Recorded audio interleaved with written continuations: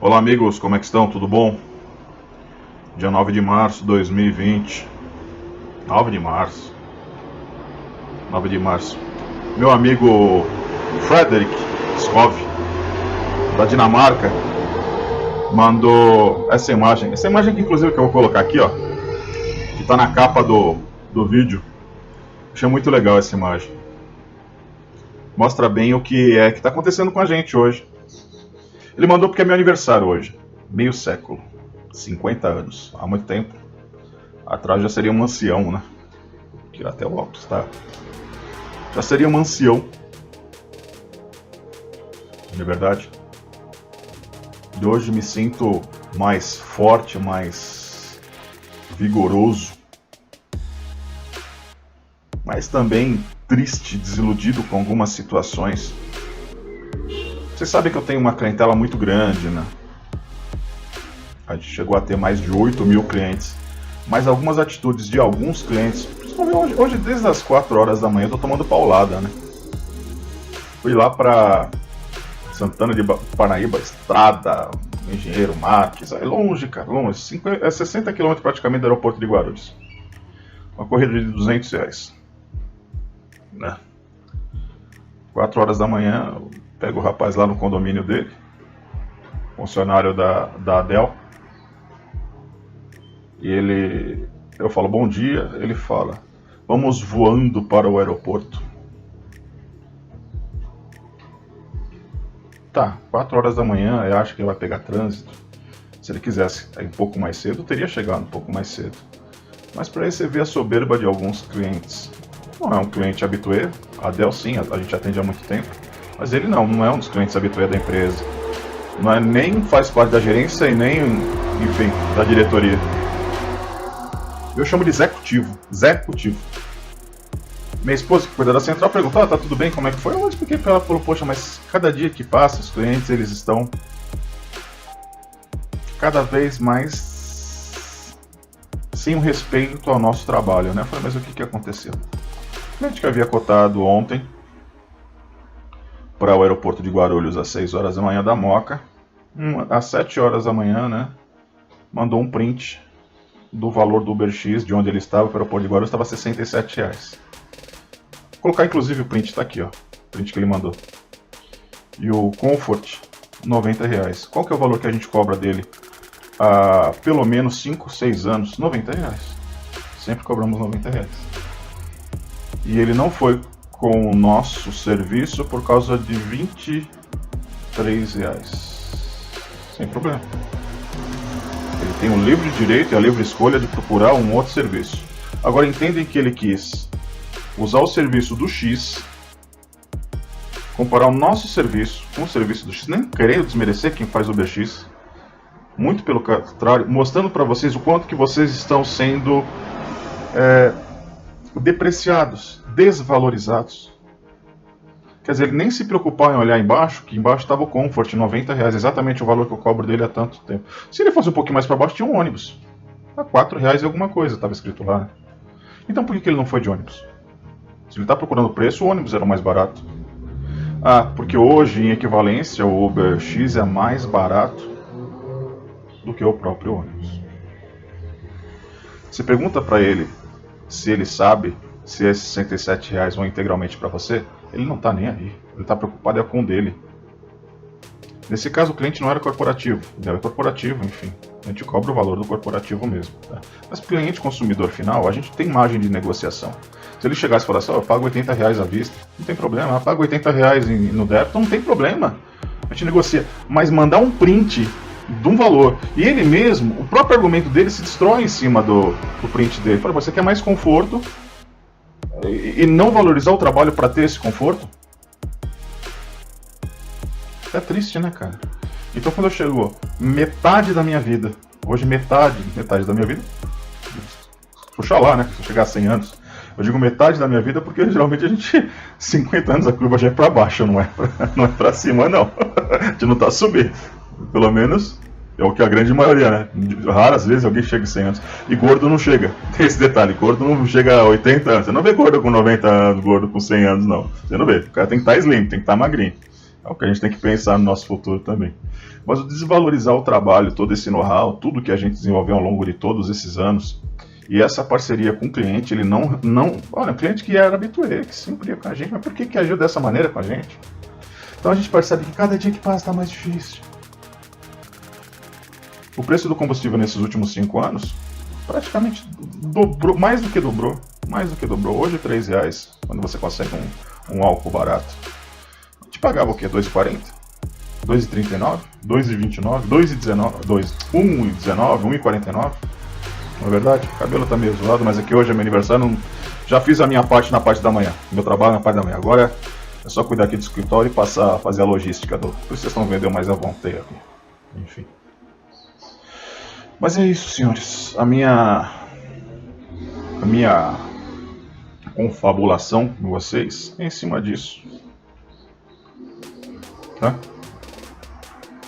Vi uma reportagem aqui na Folha também, que eu queria falar com vocês sobre essa reportagem. A associação prevê mais poluição, trânsito e acidentes com migração para aplicativos.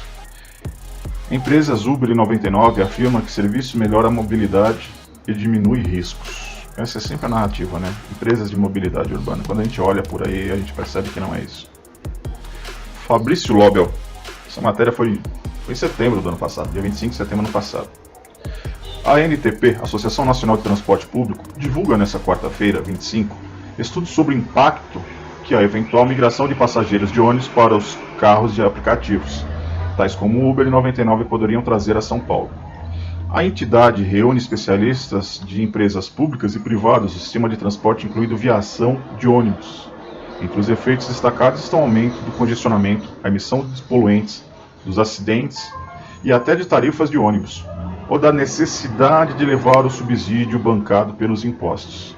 Os aplicativos que atuam em São Paulo dizem que o efeito deles é ajudar a mobilidade da cidade. Bom, isso é o que eles dizem, né? Tem uma foto interessante aqui, que é ali na OM Boimirim. A gente sabe como é que é o trânsito naquela região. Isso é às 6h20 da manhã, mostrando alguns ônibus. Pessoal, aqueles ônibus biarticulado, triarticulado, né? Biarticulado, enfim. É praticamente um trem. Dá uma olhada, eu vou inclusive mostrar para vocês aqui dentro do ônibus como é que tá nessas fotos. O estudo reflete a crescente preocupação do setor de transporte público com a atuação de empresas por aplicativo. Recentemente, outra pesquisa da Quest Inteligência com um grupo de pesquisa da USP indicou que 62% dos usuários do Uber juntos, né, viagem com compartilhamento do mesmo automóvel, que era Uber juntos antes do nome, não era? Disseram que se locomoviam por outro meio de transporte público antes de usarem essa mobilidade de carro. Estudo da ANTP tentou medir o impacto que a troca dos passageiros de ônibus pelos carros levaria a São Paulo, sob 3 cenários: migração de 10%, 20% e 30% da demanda. Um dos primeiros efeitos seria o aumento do quilômetro rodado, por carros de 19% a 57%. Esse fenômeno causaria uma maior emissão de poluentes de 12% a 43%, de gases causadores de efeito estufa, de 21% a 78%, e de acidentes com vítima, de 3% a 8%. Com maior trânsito, cresceriam também os custos operacionais das empresas de ônibus, de 11% a 33%. Acidentes com vítima, vamos colocar esse 3% a 8%, é muito importante esse dado, tá? Com a queda do número de passageiros, o sistema de ônibus também sofreria com a diminuição da receita. Segundo o estudo, a defasagem deveria ser bancada pelo aumento da tarifa ou subsídio da prefeitura se o custo caísse apenas no passageiro. O aumento da tarifa é estimado de 31% a 141%, a depender do cenário da migração. Já pensou subsidiar tudo isso, cara? Os aplicativos tratam de um negócio que interessa a algumas pessoas, não ao sistema como um todo, defende Luiz Carlos Nespoli, da ANTP. Segundo ele, os aplicativos se desenvolvem em deslocamentos mais rentáveis da cidade. Se o ônibus perde parte da demanda no filé mignon da cidade, nos trechos mais rentáveis, o custeio do restante do sistema tem que ser bancado pelo passageiro que mora em rotas menos rentáveis. Ou o subsídio lá de 141%, né? Cara, absurdo. A empresa de ônibus de São Paulo chegaram a pleitear a prefeitura que fossem autorizadas a também fazer esse serviço de transporte sob demanda de aplicativos, mas o projeto não prosperou. Em Goiânia e no ABC Paulista já existe experiência do tipo. Jesus. Juciano Rodrigues, do Observatório das Metrópoles da UFRJ, Universidade Federal do Rio de Janeiro, afirma que é cedo para compreender se os aplicativos capturaram passageiros do transporte público. Cara, você só observar na rua, não tem muito que você querer compreender, é só observar, ver, visualizar. O poder de compreensão está muito baixo, hein, Juciano? Ainda assim, o modelo de ônibus sob demanda pode ser uma chance de recuperação de passageiros que possa ter migrado. E migrou, colega, migrou. Isso é um fato. O argumento geral dos aplicativos é de que seus serviços não compreendem como transporte público e que auxiliam o passageiro a deixar o seu carro em casa e ter mais acesso a grandes terminais de ônibus, estações de metrô e trem. Mentira, cara. Mentira. Inclusive você dá uma olhada nos corredores norte-sul aí, corredores 9 de Julho, Santa Amaro, enfim, Bolsas. Vê como é que estão esses corredores e os ônibus dentro, que andam no horário do pico nesses corredores. Para 99, a pesquisa da ANTP não tem base científica. Claro que não, para 99 não vai ter. Uma vez que nos últimos anos os ônibus perderam passageiro em grande parte para a expansão do metrô e melhora dos trens e não por causa dos aplicativos, blá blá blá. E o metrô caiu por quê? Hein? Me explica. Metrô e trem, caiu por quê? A Uber diz que a hipótese do aumento dos congestamentos não condiz com a queda do índice de lentidão nos últimos anos em São Paulo. Diz ainda que um estudo do Observatório Nacional de Segurança Viária indicou o efeito de redução do risco no trânsito. E por que a Uber então agora lançou esse sistema de trabalho de limitação de 12 horas trabalhadas? Hein? Pergunta, você vê como as narrativas elas se destroem pelas próprias condutas e atitudes e procedimentos dos quais eles vêm adotar depois? Principalmente por afastar motoristas alcoolizados da direção de veículo. É óbvio, ele não vai estar alcoolizado e embriagado com álcool, mas ele vai estar embriagado de sono. Tanto é que aumentou de 8 para 11%, de 8 a 11%, a situação de mortes em acidentes de trânsito. Tá lá, isso é um dado estatístico da própria prefeitura. Aumento dos poluentes de 11,9 a 43,2, emissão de CO2 de 21,3 para 77,5 e mortes em acidentes 2,8 para 8,4. Custo operacional dos ônibus subiu de 10,9 para 32 e aumento da tarifa de 30,5. O subsídio para esse aumento da tarifa para 141,4. Tá aí. Então, meus amigos, quando a gente está falando sobre mobilidade urbana, ela está longe de ser o fator, está longe de ser o fator crucial e que realmente impacta, né? Efeitos positivos nunca foi uma questão meramente corporativa, nunca foi uma simples questão dicotômica entre taxistas e motoristas de aplicativo. Passados mais de 5 anos, desde que começa a subir pump aqui, meu amigo, vai ficar difícil. Passados mais de 5 anos, desde que a Uber desembarcou em território brasileiro sem pedir autorização a nenhum órgão público, frisa-se a dura realidade de um modelo predatório que vem a cada dia demonstrando sinais explícitos de esgotamento e que precisa ser melhor debatido. Tá aí, isso aqui está na página do nobre vereador Arilson Amadeu. Precisa ser amplamente muito mais debatido, isso eu concordo com. Aonde foi feito esse debate, vereador? Com todas as partes, eu estou falando só entre taxista e o senhor, estou falando entre todas as partes, inclusive o usuário, o munícipe, o poder público, o executivo, não só o legislativo, o executivo, ou inclusive colocando o judiciário nessa pauta, nesse debate, coloca-se a OAB, sugestão inclusive quando nós fizemos, eu e o Ceará fizemos aquela reunião com o presidente do Superior Tribunal de Justiça, lá no Palácio da Justiça, ele falou, nós precisamos abrir um amplo debate, inclusive colocar tudo isso em pauta. Tá aí, concordo. Sinais explícitos de esgotamento que precisa ser melhor debatido. Tá aí, vereador, é isso. Então não adianta colocar um projeto de lei só para taxista bater palma e dizer, que beleza, vai restringir. Não vai, você sabe que não. 60 projetos de lei da Câmara Municipal foram bloqueados, derrubados na Justiça por serem inconstitucionais. E esse é só mais um desses projetos. E do outro lado, os motoristas de aplicativo subindo em palanque eleitoral com um pré-candidato ao pleito do senhor, de vereador, dizendo que com a narrativa estão exterminando o nosso trabalho, acabando com o nosso trabalho, vão acabar com a Uber. É sempre a mesma conversinha, cara. Venho há 5 anos alertando e o caos a cada mais se aproxima em nossa cidade. Grandes metrópoles ao redor do mundo já discutem as consequências e blá blá blá de desregulamentação. Cara, vocês não cansam, cara? Essa não cansa dessa narrativa?